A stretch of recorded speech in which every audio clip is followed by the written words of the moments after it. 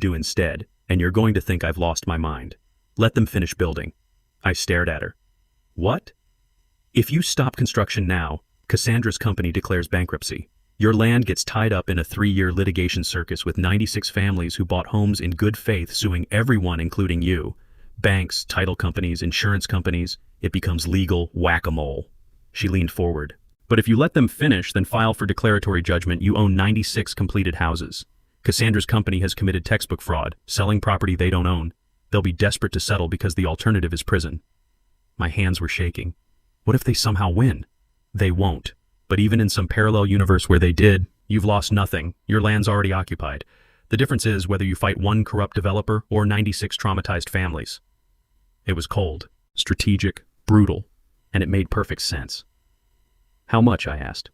40,000 in legal fees, maybe 50, but when we win, and we will, the court awards damages for trespass, unjust enrichment, fraud, and attorney's fees. You'll own the houses outright, sell them, rent them, or negotiate a settlement worth millions. I had $12,000 in savings. My Silverado needed a transmission. My daughter's tuition payment was due in January. "I'll figure it out," I heard myself say. "One last thing." Lydia's voice dropped. "Don't contact Cassandra. Don't post on Facebook. Don't tell anyone except your kids and maybe one trusted friend. In property litigation, surprise is worth more than gold." I hired her that day, signed a retainer agreement that made my stomach hurt. September bled into October. I drove past Ridgeline Heights twice a week, parking on the public road with my phone camera running. Framers swarmed like ants. The air smelled like sawdust and diesel fuel. Plumbers hauled coils of PEX tubing. Electricians snaked wire through walls. And every time I visited, I took time-stamped photos. Cassandra spotted me during her 3rd week. She made a phone call. I could see her from 200 yards away, gesturing at my truck like I was a bomb. 20 minutes later, a sheriff's cruiser pulled up behind me. Deputy Torres, young guy, probably late 20s, with the uncomfortable body language of someone caught between a rock and a campaign donor. "Sir, need to see your license." I handed it over. "I'm on a public road, officer." He walked back to his car, ran my plates, came back looking like he'd rather be anywhere else. "Mrs. Whitmore says you've been harassing her, following her, taking pictures." "I'm documenting construction on property I own. Check Boulder County records. Parcel APN 559-32-4008. Owner, Dakota Flint." Torres shifted his weight. "Look, if there's a property dispute, that's civil court. But she's filed a formal complaint. If she calls again saying you're threatening her, I'll have to take action. Understand?" Translation: she donates to the sheriff's re-election fund. You don't. Understood. He left. I kept taking pictures.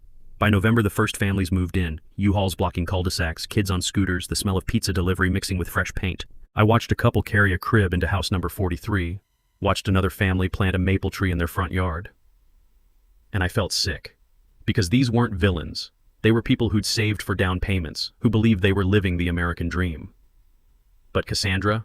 She was about to learn that stealing costs more than money. Thanksgiving week, Cassandra sent me a certified letter.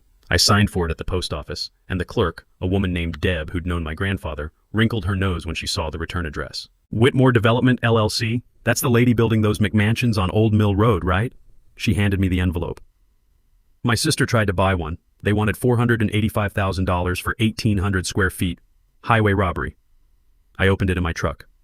Legal letterhead, Brian Kemper's signature at the bottom, 3 pages of dense legalese that boiled down to, "Stop trespassing or we'll sue you for harassment." There was a photo attached, my Silverado parked on the public road taken from inside the subdivision. Someone had circled my license plate in red Sharpie. Handwritten in the margin, "Document everything." I drove straight to Lydia's office. She read the letter, then started laughing. Not the polite kind, but the genuine belly laugh of someone who'd just been handed a gift. "They're documenting their own fraud," she said, wiping her eyes. "Every letter they send, every photo they take, every interaction, it's evidence that they knew there was a dispute and kept building anyway. This is beautiful. Doesn't feel beautiful, feels like I'm being stalked. You are. But here's what you're going to do. Nothing.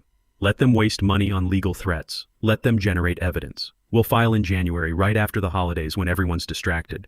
She pulled out a yellow legal pad. "Meanwhile, I need you to get me everything about Cassandra Whitmore. Property records, business filings, tax liens, anything public. I want to know who's financing this development." I spent the next 2 weeks becoming an amateur detective. Turns out, when you're an engineer, you know how to read plats, survey maps, and permit applications. I started with Boulder County's online records. Whitmore Development LLC was registered in Delaware, always a red flag. Delaware corporations are like offshore bank accounts for people who want to hide things, with Cassandra as the sole managing member. But the financing came from Ridgeline Capital Group, a Denver-based investment firm. I dug deeper. Ridgeline Capital was owned by 3 partners, and one of them was married to Cassandra. His name was Preston Whitmore, a real estate developer who'd been sued twice for construction defects and once for defrauding investors in a failed resort project. The cases had been settled quietly, records sealed. So this wasn't just Cassandra's scam, it was a family business. I found more. The Boulder County permits listed the land as formerly tax delinquent, acquired via adverse possession claim filed March 2022. But here's the thing about adverse possession. You can't just claim it. You have to prove it in court first, get a judgment, then record that judgment before you can sell property. They'd skipped that step.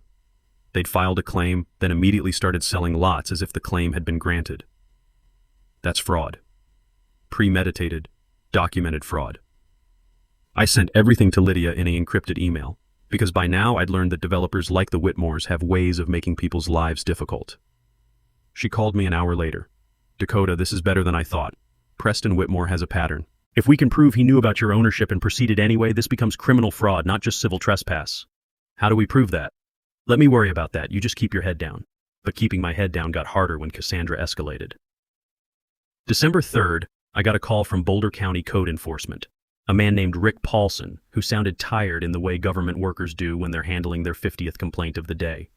Mr. Flint, we've received a report that you're operating an illegal dumping site on parcel 559324008. What? I don't even live there. The complaint says there are